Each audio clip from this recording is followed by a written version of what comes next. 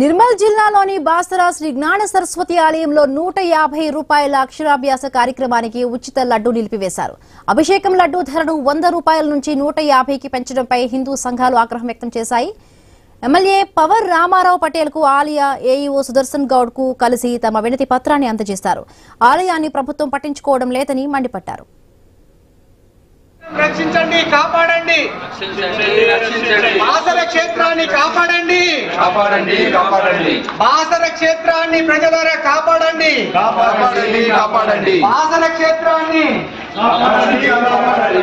రాబోయే నుంచి బాసర క్షేత్రాన్ని కాపాడండి, కాపాడండి, బాసర క్షేత్రాన్ని కాపాడాలి.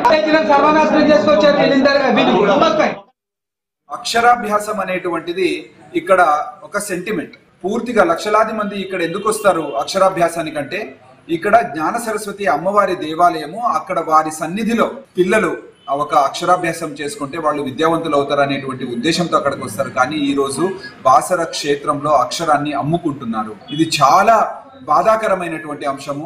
150 రూపాయల అక్షరాభ్యాసం యొక్క టికెట్ కి ఏదైతే ఒక ప్రసాద రూపకంగా లడ్డు ఇస్తున్నారో అది కూడా మేము ఇక ముందు ఇవ్వడానికి కుదరదు.